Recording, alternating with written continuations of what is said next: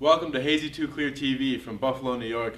I'm Josh Veronica. I'm joined today by Ryan Hillary, Michael Kahn, David O'Sullivan, and Thomas Beckley Forrest. The first topic in this episode is education, specifically charter schools and school choice. Ryan, what are the benefits of school choice?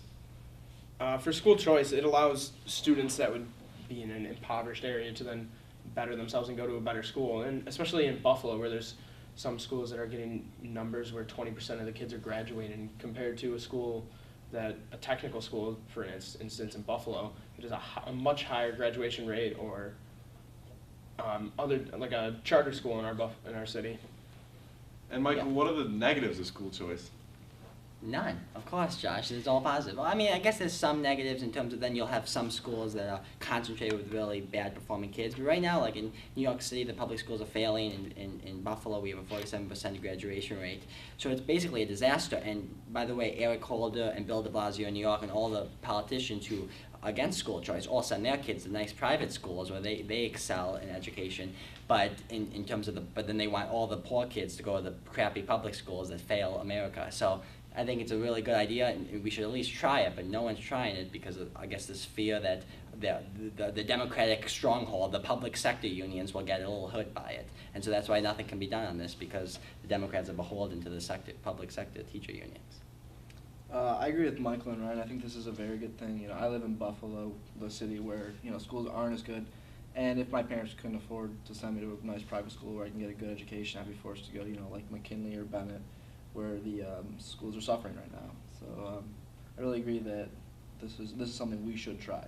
Yeah, but why isn't your party, you think, supporting school choice and charter schools? I think because, like you said, they're really worried about like if McKinley were to have people leave the school, what then? Like that's a lot of teachers out of work. That's a lot of jobs missing. Like at this point, we're trying to boost the economy, and schools are really helping doing that. But at the same time, it's kind of like gridlock because you want students to get a better education, especially in Buffalo, where we're struggling. Well, I think I'm definitely in favor of school choice. I think maybe the reason that the Democratic Party isn't as much in support of school choice would probably be they're afraid of unequal distribution and how that would negatively impact the school districts.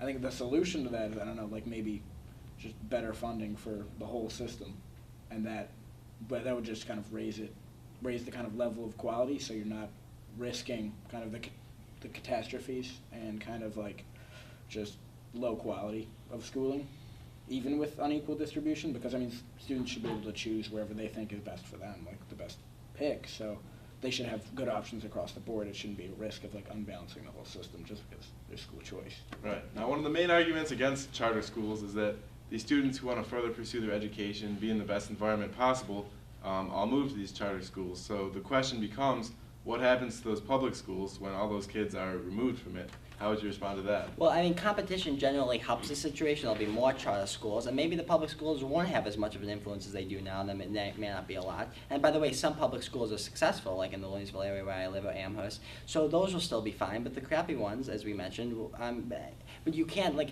we're continuing to reward bad behavior by doing this, and it seems like a lot of people care about hiring bad teachers more than the kids. And so, yeah, if people lose their jobs and some public schools close, that's the way it has to be because they're failing the kids, and that's the most important. And I would agree with most things Tom said, but when you say to increase funding, I mean, since 1985, during the Reagan administration, we increased school spending, but on the federal level, 200%, about 185%. And we have lower test scores than we did then. So I don't think that's really the solution. It just simply allows school choice, allow parents to send their kids wherever they want to send them, and the motivated kids will rise to the top. And you won't. And if you're a motivated kid and you're stuck in a bad area, you won't have to live on that kind of plantation. You'll be able to move out. So I think that's a really important issue. And you don't even have to do. You probably school spending could go down if you ask school choice, because public school teachers make exorbitant paychecks for doing nothing. I have to agree with Michael. There is a misappropriation of funds. I don't think we should increase it. I think we should better distribute them. Well, Mike, that's the main problem here. That's what I was saying. But Mike, one reason that schools like in the Williamsville school district are so successful public schools is because they come from areas where there's much higher tax revenue because there's a much wealthier income area. Then there's like public city schools from kind of like the city's shelled out low tax revenue. Well, like I would also say they don't have funding because there's no money flowing to them. Yeah, I was talking about federal funding, but still, yeah. But yeah, go ahead. Well, that's, I would I mean, also in say the that- instance you cited, that's one of the reasons for it. So. Now, another issue coming up in education is New York State is interested in establishing college classes in 10 different prisons across the state, with the idea that these prisoners can leave jail and be better suited to find a job in the workforce. Ryan, what are your thoughts on that? I think it's stupid when college now costs $48,000 a year to go for me, and I'm a productive member of society, and they're having people that are in jail that committed crimes, and this is a punishment for them, and they're supposed to be reformed, and then now they're wasting money on them to go to school when I have to pay an exorbitant amount of money to go to school. I think it's kind of appalling to me that the government would do that to the people of America as opposed to people that are in jail. Dave, what positives would this yield? I mean, obviously education is very good. This would help to better their education and put them in a place where they could possibly get a job. Obviously, it'll still be very hard because they did make a mistake. It will be on the record. But overall, it will make things a little bit easier for them as they leave jail and are more suited to the business world and life in general. I mean, I think opposing kind of like school and prison and more education in prison is against the whole base ideas of humane imprisonment. I mean, the goal should be rehabilitation and kind of getting people back into viable positions in the workforce instead of just they're just going to be released after their term and then they're going to go back without education. They're going to, most likely go back to a certain lifestyle that's not most beneficial towards society. So if they're being provided education in prison, then that's maybe an incentive to kind of.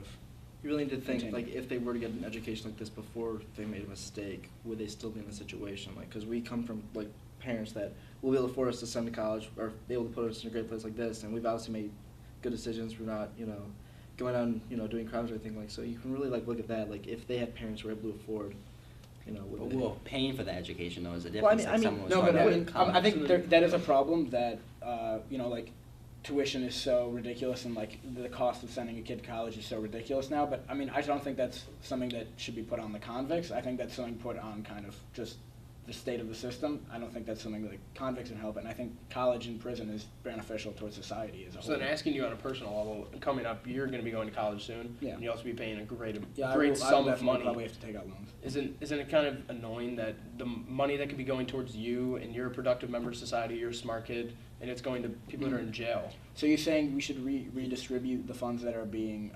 I'm just saying they That can are be being used sent to elsewhere. fund Yeah, college they and can be given prison to towards, loans for kids or from. I don't know, maybe a It more just doesn't even, make sense maybe to a more me. even distribution, like a less full college program in the college and prison program. But I don't think the idea should be done away with. I don't think it's a stupid idea. I just don't think We're we should be out of wasting time for funding. today. We're out of time for today. Thank you for watching Hazy 2 Clear TV.